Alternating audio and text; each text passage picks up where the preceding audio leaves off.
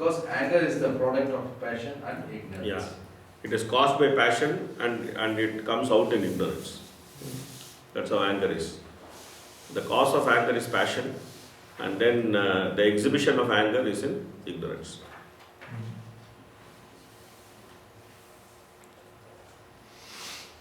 Okay, please read. The heart, no, not from the translation. Yeah, just read from the purport. Which verse is this? 11. Krodha, anger, is the product of kama, lust, which is the result of the mode of passion. When lust and hankering are unsatisfied, the element of krodha appears, which is the formidable enemy of the conditioned souls. So this already is explained in Bhagavad Gita. Kamayesha, Krodayesha, Rajoguna Samudbhavaha, Mahashano Mahapapma, Vidyena Miha, Vairinam. Okay. This most sinful and inimical passion is represented as ankar, or the false egocentric attitude of thinking oneself to be all in whole. Such an egocentric attitude on the part of the conditioned soul, who is completely under the control of material nature, is described in Bhagavad Gita as foolish. The egocentric attitude is a manifestation of the Rudra principle in the heart, wherein broader anger is generated. When a man is angry, he expresses such anger with red-hot eyes, and sometimes makes a display of clenching his fist or kicking his legs. Yeah, so this way the Rudra principle is exhibited in the senses. When a man is angry, he breathes very rapidly, and thus Rudra is represented in the air of life or in the activities of breathing. When the sky is overcast with dense clouds and roars in anger, and when the wind blows very fiercely, the Rudra principle is manifested. When the sea water is infuriated by the wind, it appears in the gloomy feature of Rudra, which is very fearful to the common man. When fire is ablaze, we can also experience the presence of Rudra. There is an inundation over the earth. We can understand that this is also the representation of Rudra. The snake, tiger, and lion are always representations of Rudra. Sometimes, because of the extreme heat of the sun, there are cases of heat stroke. And due to the extreme coldness created by the moon, there are cases of collapse. There are many sages empowered with the influence of austerity, and many yogis, philosophers, and renouncers who sometimes exhibit their acquired power under the influence of the Rudra principle of anger and passion. Yeah, so sometimes they become very angry and then they curse because of their austerities. In 4th canto, you'll also see that Prechatas, they perform long austerities, and then when they came out, they found the whole earthly planet filled with trees, and they became very angry. Sometimes a lot of austerity, it actually becomes the cause of exhibition of anger. So thus Rudra principle, it's there in the austerity also. Okay. It is natural that. Sorry. Yes, correct. No, you are saying anger comes out because of passion and is exhibited through ignorance. Yeah. Why exhibited through ignorance? Because when anger is exhibited, a person becomes like ignorant person. Not You passion. did, right? It's not. There's no longer passion. No, it's this Passion is just the cause of anger due to frustration. Like a mother, she loves the child, right? Sometimes she becomes very angry with the child, and then that anger she exhibits by beating the child, right? She thrashes the child, but that is ignorance. Yes. The same child she is loving, and the same child she is thrashing, right? Sometimes the father thrashes the child so much that actually it becomes harm to the child. Like sometimes we see that recently we saw one fellow did like Kamsa, one father, he became Kamsa. He drank and came, and he was very angry with the child, and he took the child and threw it on the wall, and the child died. Recently one murder happened like that. Yes. People are becoming crazy. So, in any time, the display of anger is in ignorance. The display of anger is in Ignorance. Anger is itself coming from mode of passion, but display of anger is ignorance. That's why it's mixture of passion and ignorance. Just one question. The austerities that they do, they become angry because they don't engage their senses in something pleasurable? Or what is the reason for being so... They become so dry, their life becomes so dry and they become frustrated. And even when small disturbance comes, they become very angry. What is dry? They don't feel satisfaction in their... Yeah, because they are not doing devotional service. They are just doing dry austerities. They are just trying to meditate on Vedanta Sutra, some Brahman, Aham Brahmasmi, and all these kind of things. And yogis, they are trying to forcibly pull the senses away from sense objects, pratyahara. This forcible pulling away of the senses from sense objects. The senses actually want the sense objects, but how the senses work? The senses work by the circulation of the life air. So when the sense is excited by the circulation of life air, then the yogi actually pulls back the life air like forcibly. So this is like when the machine is working, you just pull out the electricity so that the machine stops. It's like that. So they do like that because they can control the life air. Suppose the eyes, they are seeing a beautiful woman and it's dilating. You want to see. Then for dilation there is a particular life air. So the yogi actually pulls out that life air from the eye. And then for constriction there is a life air. So he sends that life air which is meant for constriction. So instead of eye dilating, eye constricts. So he is not able to see. This is what yogis do. When there is fire and there is hunger, then there is a particular life air which actually increases the fire. They pull out that life air so that the hunger goes down. So that they don't feel any hunger. They can do yoga for a long time. And then suddenly they find the food. Then they send so much life air to that place and the fire keeps burning. And they can eat lot of food. They can eat large amount of food and they can digest it. So because this body is like a machine, it is like a pneumatic machine, it's a hydropneumatic machine. This body is simply a hydropneumatic machine. It just runs with fluids and air. So like any machine can be controlled by controlling the pressure of the fluids and by the regulation of the air. Body also can be controlled. That's what Ashtanga Yoga is all about. Our experience also as a devotee, I can see if I'm doing also too much austerities, then I become agitated or angry easily. So it even works in Sometimes it may work like that, but generally our austerities are meant to make us happy because we are supposed to take austerities which are meant to please Krishna.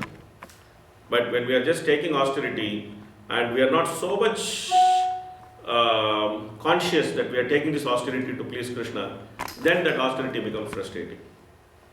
Then it becomes frustrating. But if you are actually taking some austerity and if you are very conscious that I am doing this austerity to please Krishna, then it's not so bad. Not so. It doesn't cause so much anger and things. Only when that austerity is taken for the sake of austerity and the mood is not to please Krishna, then it becomes It is natural that one should accept the wife selected by one's father, just as a son accepts the name given by the father, or as he accepts the property offered by the father.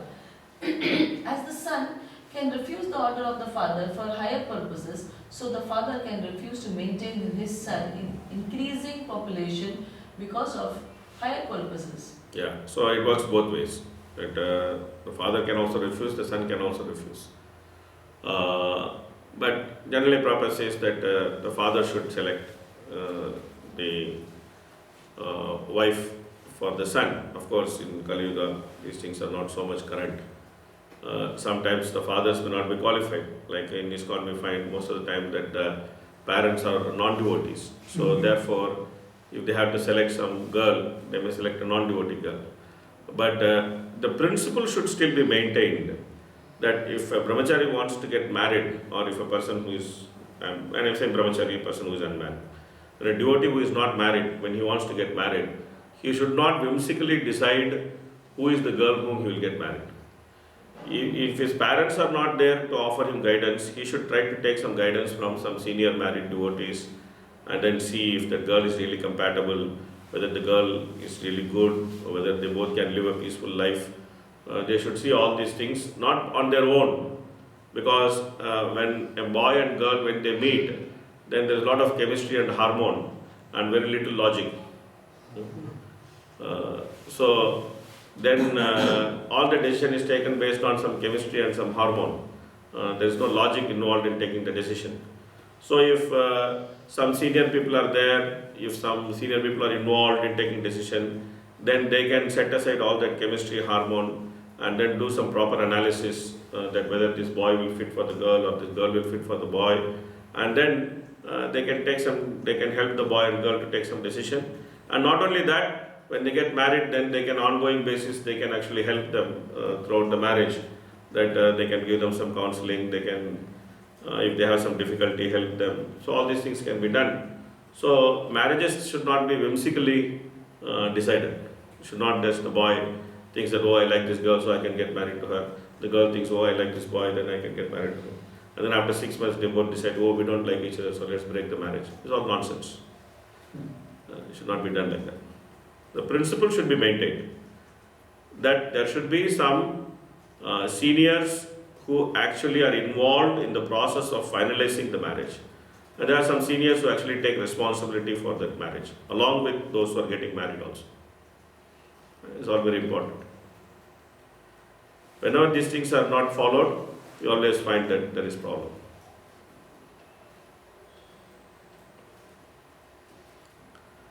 Okay, please read. The so-called devotees or followers of Rudra are also menace.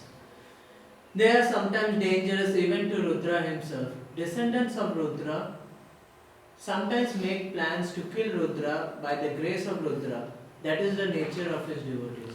So there was one devotee called Banasura of Lord Shiva, and he had 1,000 hands, and he pleased Lord Shiva by playing excellent mridanga for Lord Shiva's dance. And he played mridanga with 1,000 hands, and the Lord Shiva gave him so much of power. And Banasura was very, very powerful. And then, because he was so powerful, that actually nobody was willing to fight with him. So then Banasura, what he used to do, he used to simply go and he used to use his hands to break mountain peaks. Go to some big mountain and then start hitting the mountain with his 1,000 hands and break it, make it powder, and then come back. After some time, he got bored with that also. And Lord Shiva, because he was so pleased with Banasura, that he personally agreed to guard his city. And after some time, with getting bored, then Banasura went to Lord Shiva, and then he fell at his feet, and then he touched his feet with his 1,000 hands, and then he told Lord Shiva, my dear Lord Shiva, you have made me so powerful that I am so powerful with my 1,000 hands that actually there is nobody to fight with me. So I am very bored. I think the only person whom I can fight and defeat is you only. So you only come, let's fight with each other. He challenged Lord Shiva. And Lord Shiva thought, what stupid guy, this guy. And then Lord Shiva was thinking, okay, let me kill this guy. Then he thought, oh, I only gave a benediction to him, how I can kill him. Then he told him that, you fool, you wait, you will meet one personality who will remove all your strength and who will break your chariot, will cut your flag, and who will show your place. Then, when Lord Shiva said this, Banasura actually became very happy. Because he was so confident that anybody who fights with him will get defeated. But he was very happy that somebody will come and fight with me. So he told Lord Shiva, oh, when this guy will come? When this guy will come? Lord Shiva told him, just wait. He will come, in his own time he will come. He was so eagerly waiting. And then Krishna came, and Lord Shiva and Krishna, they first fought with each other. Then Lord Shiva was defeated. Shiva Jwara and Vishnu Jwara, they met with each other. Then Shiva Jwara was defeated, and then it went and took shelter of Lord Krishna, and Lord Krishna gave shelter to Shiva Jwara. Then Shiva Jwara, the power of Lord Shiva, and Vishnu Jwara. So two weapons which came, and they fought with each other. Then Shiva Jwara was defeated. Then Shiva Jwara went to Krishna and then took shelter of him. Then Lord Shiva said, see, I tried my best, that's it, I can't fight. Banasura said, okay, I'll go and fight. And then Banasura went to fight. He was throwing so many weapons with his 1,000 hands at the same time. And Lord Shiva, he actually, or Lord Krishna, he actually, with his Sudarshan, he cut all the weapons and he also cut all his hands. And there were only 4 hands left. And then Lord Shiva came and told Krishna, please leave him, don't kill him. Anyway, this guy, now his pride has been removed. Now he understood. So he also became very humble. So that sometimes these devotees of Lord Shiva, they go and challenge Lord Shiva himself. That's what Prabhupada is saying, that sometimes they make plan to kill Rudra by Rudra's grace. There's also this Vrikasura. Yeah, there's Vrikasura. Also same, that he wants to kill Lord Shiva. So like that there are, yes, like that there are few cases, not cases. They come. So Lord Shiva has 3 types of devotees. Lord Shiva has 3 types of devotees. Lord Shiva has devotees who are demons, who think that they go to Lord Shiva because it is very easy to please him. They think that we will please Lord Shiva very quickly, we will get some benediction and will become so powerful that nobody can defeat us.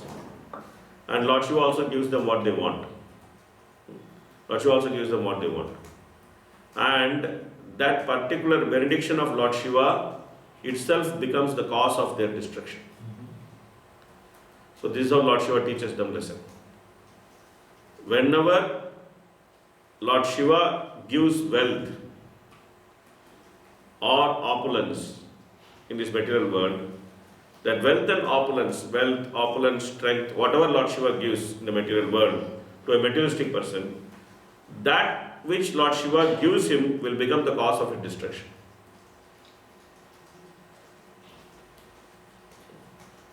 So materialistic people think that it is very easy to please Lord Shiva, it's called Asutosh. But they don't know that whatever Lord Shiva is giving them is going to destroy them. This is one type of devotee. The other type of devotees, they actually are impersonalist and they want to merge in Lord Shiva. So, merge into Lord Shiva. Merge into Lord Shiva, merge into Brahman, whatever. Lord Shiva, he looks like he is awarding them mukti, but they all fall down again. The second type of devotees of Lord Shiva. The third type of devotee of Lord Shiva, who innocently worships Lord Shiva thinking that he is Supreme Personality of Godhead. Lord Shiva sends them to ISKCON. They all come to ISKCON. What about Mahesh Dam? Yeah, there are those who want to become associate of Lord Shiva, fully knowing his position. They want to become associate of Lord Shiva. Then they go to Mahesh Dam. They worship him as a servant of the Lord. Yeah, they know that his position. This is Vaishnava who have affection for Shiva. For Lord Shiva.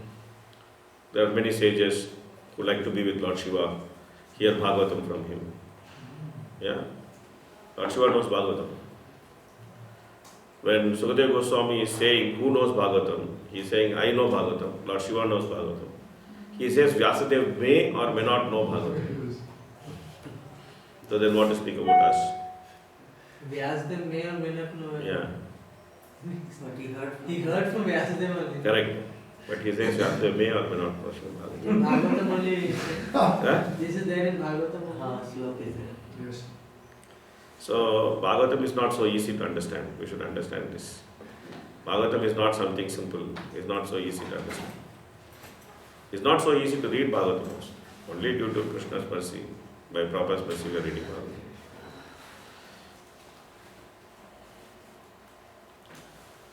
Okay, please read.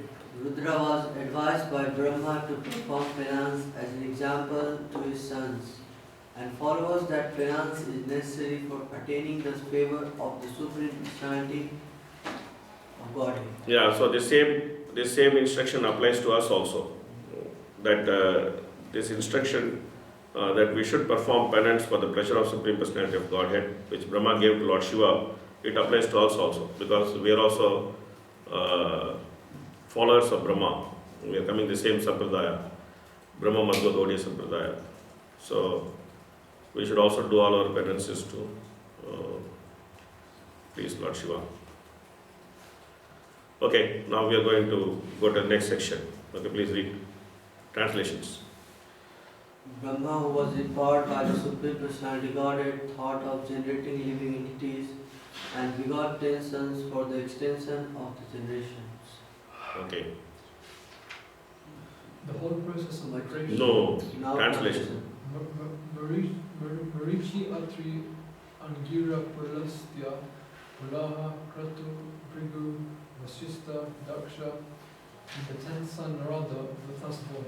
So each of them were expert in different fields, and all of them were mostly doing into fruitive activities, except Narada, who is a devotee. Okay. Narada was born from the Yes, please. Yes. In Varanasi, they say one who takes die there goes to Vaikuntha, remembering Shiva. They are all devotees of Shiva, they know the position of Shiva. See, many of them think like that. Okay. There are tamasic people who think like if they pray to Lord Shiva, then they can go and reach Lord Shiva and things like that. It's not that everybody reaches Lord Shiva. There are different types of worshippers of Lord Shiva. Not everybody will reach the highest position. Those tamasic people, mostly they will again fall down back into material world. And they have to. No, they will not go to Mahesh Dhamma. They have to suffer also. Those who worship Lord Shiva in mode of ignorance, they will all get very difficult bodies and then they will suffer.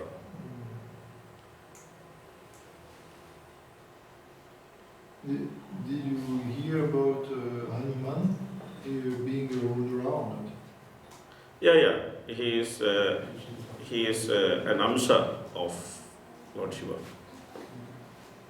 Prabhuji, what does the Shiva Puran say? I have never read it, but does it mention that those who worship him get a body like this, or does? No. Shiva Puran actually glorifies the worshippers of Lord Shiva because it's a tamasic Puran. So anyway, the idea of Shiva Puran is to actually get them engaged with Lord Shiva. So when they get them engaged with Lord Shiva, then they will slowly their consciousness will improve because they are in association with Lord Shiva. So at least they are tamasic beings and they want tamasic enjoyment and they want tamasic powers. So at least if they are under Lord Shiva, then Lord Shiva will keep some control on them. So therefore, naturally Shiva Puran glorifies Lord Shiva. It doesn't talk about worship of Krishna or anything, nothing like that. Sometimes you may find some hints of such things, but you will not find it directly.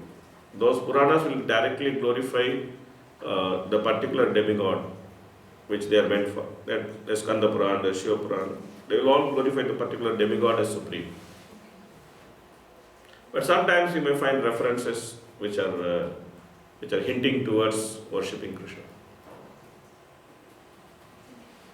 Yes. among these 10 sons, you said Narada is a devotee, other than that is All of them are engaged in different type of fruitive pious activities, yoga, karma, jnana, yoga, etc.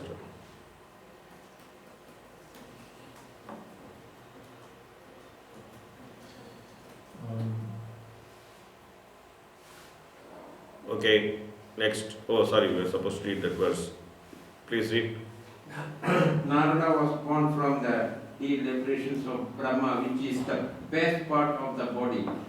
Vasistha was born from his breathing, Daksha from the thumb, Bhrigu from his touch, and Kritu from his hand.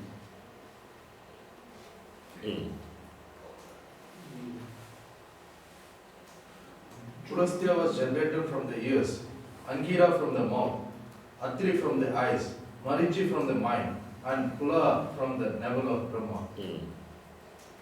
Religion was manifested from the breast of Brahma, wherein is seated the Supreme Personality of Godhead Narayana. And irreligion appeared on his back, where horrible death takes place for the living entity. So, different things are coming from Brahma's body itself. Okay. Lust and desire became manifested from the heart of Brahma, anger from between his eyebrows, greed from between his lips, the power of speaking from his mouth, the ocean from his penis, and lower and abominable activities from his anus, the source of all sins. Okay. Ocean also. Hmm? Ocean also. Yes, yes. Why Okay. does like what Brahma, why it is said like breast? Because breast generally is said for the girls. No, it means chest region. The heart. Hmm? The heart. Yeah, chest region. It was said like really like It's okay. Not something which is. It's a conventional usage. But sometimes if you see proper usage of English words, they don't belong to this convention. They belong to the previous convention. So if you see some old dictionaries of English, you may find that the words usage convention keeps changing with time. Like one of the most prominent controversies about Prabhupada's writing in Bhagavatam is that women enjoy rape. Yes. Okay. Fourth canto. Fourth canto it is there. Oh, women, yes. women enjoy rape. Yes. But Prabhupada uses the word rape in a different context. Like there's a whole article which was written by Jayadvaita Maharaj, giving the context from the different dictionaries that what was the original meaning of the word rape and how do we understand it now. So words also, perception of words and perception of meaning of words also keeps changing with time, because the society starts using a word in a particular context which was different from the context which was used previously. So then the people who are coming at a later stage, they only look at the word from the context which they are using, not at the context originally author used. So then these kind of things can become a problem. So sometimes Prabhupada uses words in English which actually belongs to a previous context. Because I was just thinking, because when the Daksha got cursed, before that I think that period the women were not having the swollen chest, and the man was not having mustache and other thing. It was came like later. But you also find that Bhrigu had mustache in Daksha Yajna. Yeah. Yes. He had mustache and beard in Daksha Yajna. And both of them was pulled out and offered in the fire.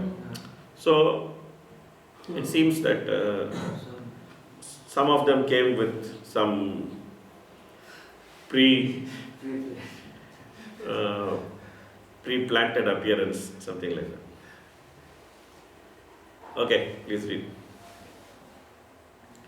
Sage Kadama, husband of the great Devavati, was manifested from the shadow of Brahma. Thus all became manifested from either the body or mind of Brahma. Okay, so now this is, after this goes the next section, which is, so we'll read the purports of this section before we go to the next section. This section is from 22 to Yeah.